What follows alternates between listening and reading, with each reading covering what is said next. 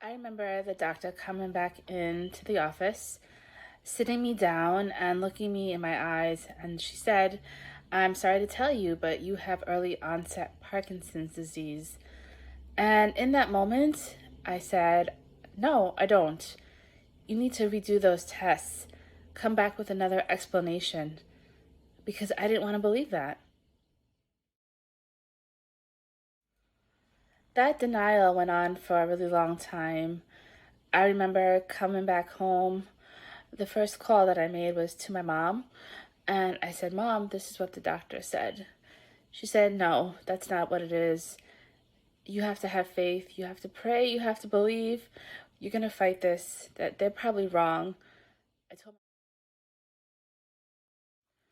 Nobody wants to hear something that devastating in the middle, in the brink of their life, of their career. My two girls were only 3 and 4 at the time when I found out the news. I was in the middle of my career. I was stepping up. I was doing great. I had have a great husband, and life was just seemed perfect. It's so funny of how your life can be ripped away from you in just one moment. In one moment, everything changes so drastically. Everything that I thought was real, all my dreams, all my hopes, everything in that moment was just taken away. And it was so incredibly hard to get that back.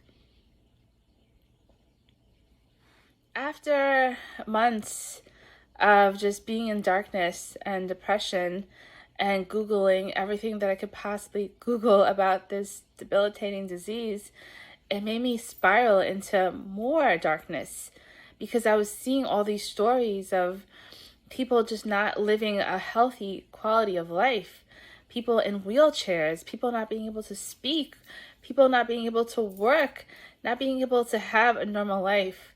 And that scared the hell out of me. But then I found actual support groups. Then I found actual information about healing, about natural, alternative things that I could do to help myself through this. And somehow I lifted myself out of that darkness. But it took a very long time. For years, I didn't want to talk about Parkinson's. I didn't want to utter the word Parkinson. I did not want to tell my friends, my family. I really just didn't want to think about it. I didn't want to accept it into my life. And that's what held me back for so long.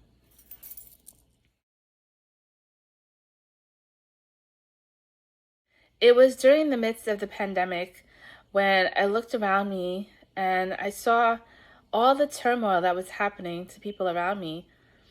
People were dying. People were scared. People were just living in that moment, not knowing what was going to happen to them next, or to their family members or loved ones, or to their jobs. It was a scary time.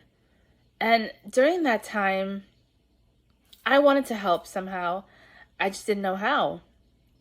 But I felt something inside me saying, you have to use your story to help other people. This disease has come into your life for a reason, and it's there to give you a purpose. And that's what ignited me somehow. My first inkling was to create a video about what was going on in my life, about my diagnosis of Parkinson's, which I did, and I posted that on social media.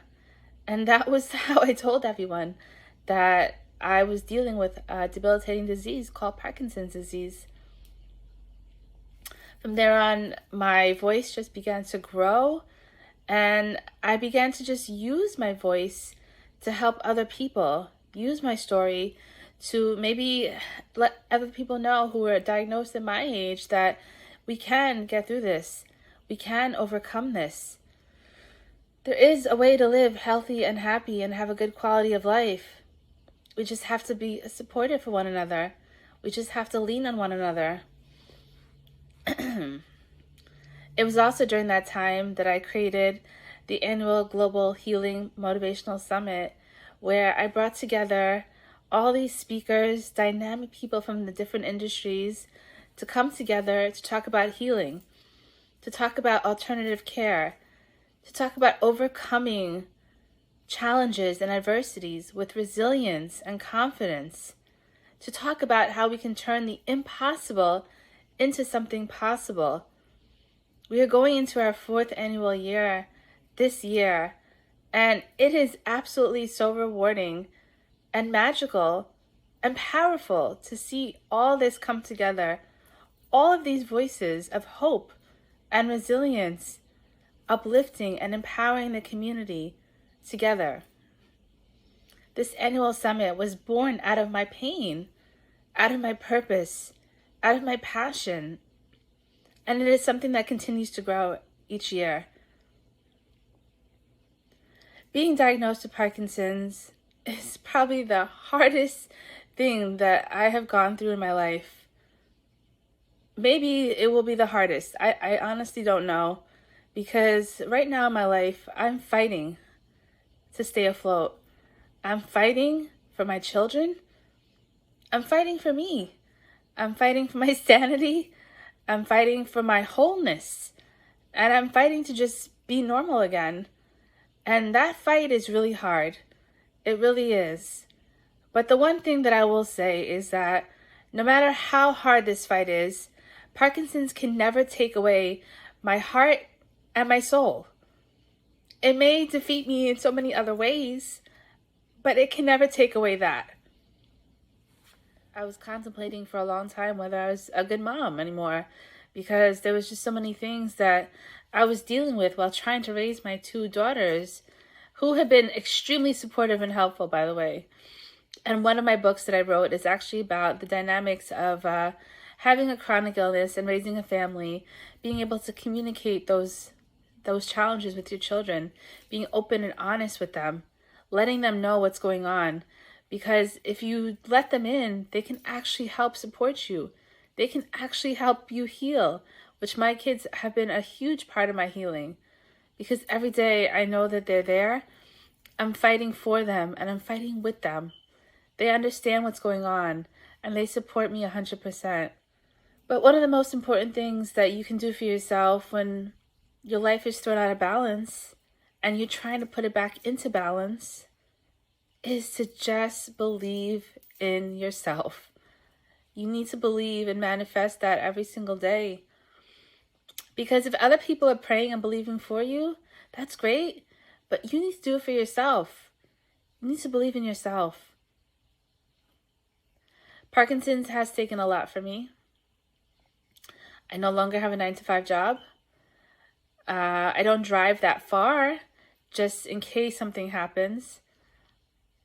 I'm always cautious about stepping out of the house because I don't know how I'm going to be affected by certain things and when my symptoms are going to start acting up.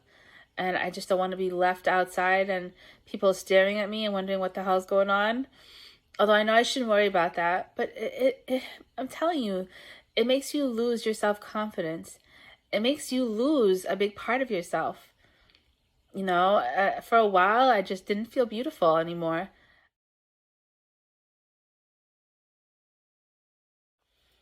The first thing that I did after my diagnosis was understand more about the disease. Many people would understand when I say Parkinson's if I refer you to like Michael J. Fox or Muhammad Ali, who is no longer here. Michael J. Fox is still alive and thriving, doing well. He has the Michael J. Fox Foundation for Parkinson's.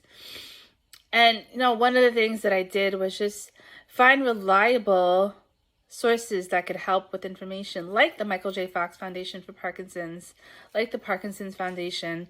Because if you just go on and start Googling random information, that is where you begin to not understand. You'll get scared. You will be hesitant to really be able to understand how to navigate.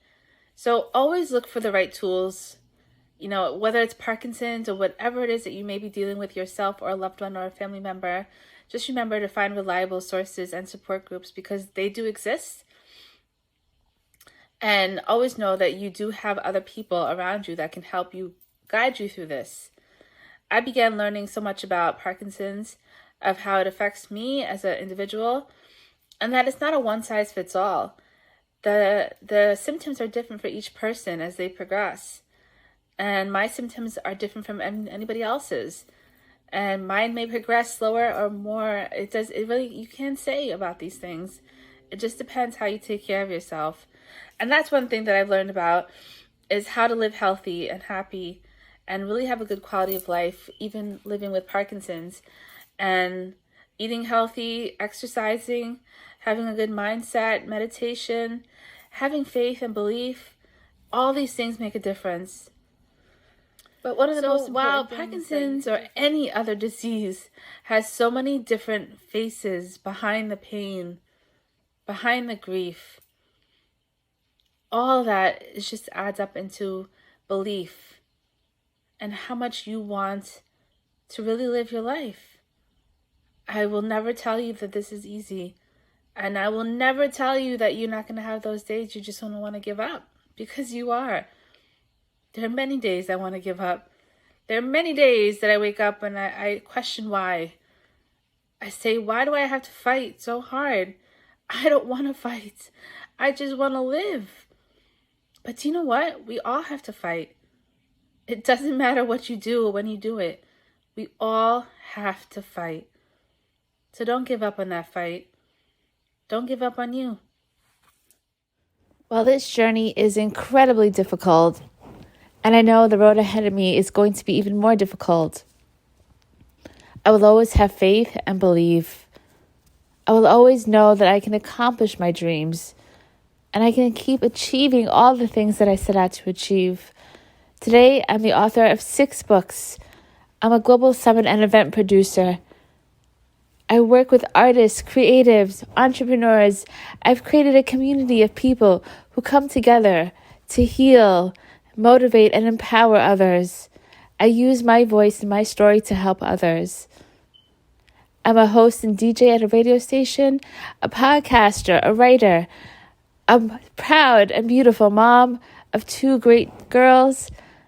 I have a great husband, a great family, and I'm living each day with a smile on my face and with gratitude in my heart.